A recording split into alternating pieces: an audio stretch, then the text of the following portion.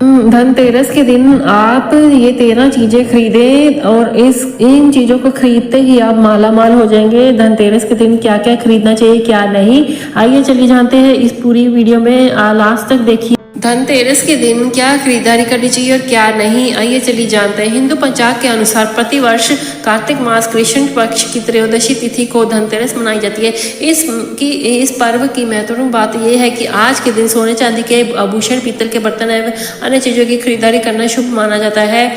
और आज के दिन धनतेरस वाले दिन आज धन, वैभव और समृद्धि का पर्व धनतेरस है। धार्मिक मान्यता है कि धनतेरस के दिन भगवान धन्वंतरी समुद्र मंथन से प्रकट हुए थे, इसलिए इस दिन भगवान धन्वंतरी और माँ लक्ष्मी जी की आराधना विधि विधान से की जाती है। हिंदू पंचांग के अनुसार प्रतिवर्ष कार्तिक मास कृष्ण की त्रयोदशी तिथि को धनतेरस मनाई जाती है। इस पर्व की महत्वपूर्ण बात यह है कि आज के दिन सोने चांदी के आभूषण, पीतल के बर्तन और अन्य चीज़ों की खरीदारी करना शुभ माना जाता है।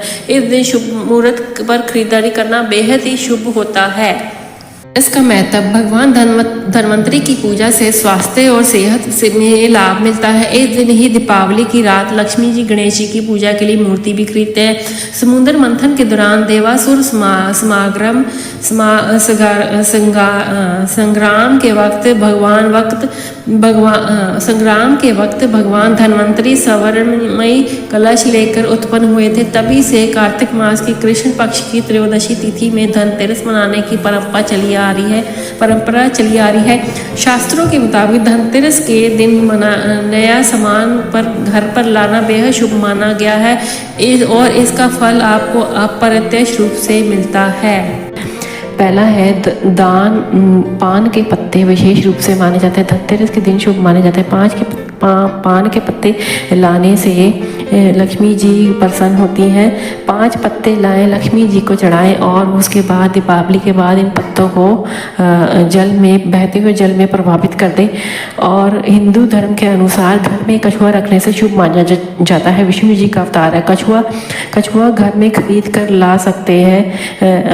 घर में रखने से घर में लक्ष्मी जी स्वयं दौड़ी चली जाती है। और घर या ऑफिस में रखने चाहिए, उत्तर दिशा में रखने चाहिए। ऐसा करने से सफलता मिलती है। साथ ही ध्यान दे कि कछुआ का मुंह अंदर की तरफ रख दे।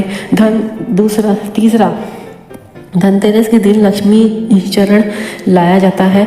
लक्ष्मी जी के 2 चरण लाए जाते हैं। लक्ष्मी जी का चरण आह्वान माना जाता है। इन चरणों को लाने से लक्ष्मी जी प्रसन्न होती हैं और इन चरणों को लाने से आमंत्रित करना होता है।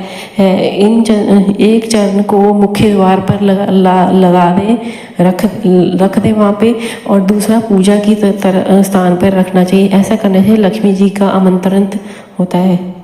चौथा, घर के सारे सुख दुख वास्तु पर आधारित है। घर में वास्तुदेव की मूर्ति रखने से घर में वास्तु ठीक बना रहता है। ऐसा घरों में धन की कमी नहीं होती, धन में हमेशा भरा रहता है।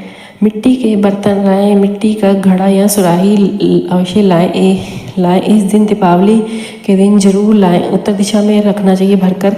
धनतेरस के दिन लाना चाहिए, अति उत्तम होता है। दीपावली के दिन 5 घड़ों के आसपास शाम को घी दीपक से अवश्य जलाना चाहिए। अगर आप ऐसा करते हैं धन की कमी नहीं होती। उत्तर दिशा देवताओं की मानी जाती है। पानी भर के रखने से देवताओं को प्राप्त होता है।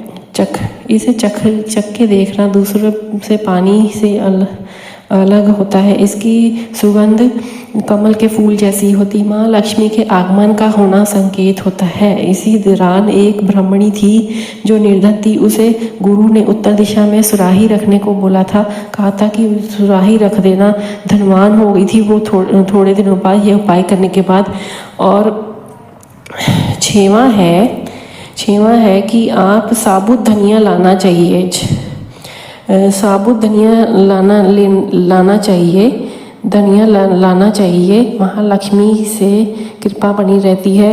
महालक्ष्मी जी को चढ़ाएं। इसे दीपावली के बाद गाय को खिला दें, शुभ मंगलकारी माना जाता है। इसे धनवंतरी प्रसन्न होते हैं। धनिया का धनवंतरी का प्रतीक माना जाता है। धनिया की कमी नहीं होती। धनिया घर पे लगाया या बाहर से लाया किसी दूसरे व्यक्ति को ना दें। सातवां है कमल गट्टे ला सकते हैं। कमल गट्टे के फूल ला सकते हैं या माला ला सकते हैं। कमल गट्टे ला सकते हैं। माँ लक्ष्मी जी का वास होता है और हर अंग प्रिय है, उनको बहुत पसंद है, उनको आकर्षित करते हैं। आठवां है धनतेरस के दिन खील बताशे लाएं, पुराने ना इस्तेमाल करें, नए खील बताशे रखें, धन की कमी नहीं होती।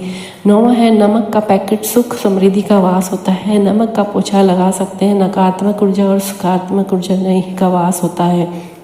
नकारात्मक ऊर्जा खत्म हो जाती है, सकारात्मक ऊर्जा का वास होता है।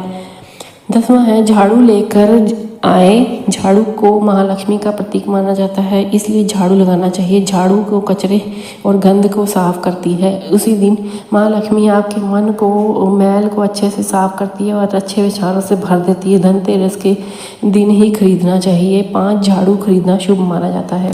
11वां महालक्ष्मी जी गणेश जी की प्रतिमा लाने से सुख समृद्धि का वास होता है। यहाँ रखे मिट्टी की मूर्ति लाएं।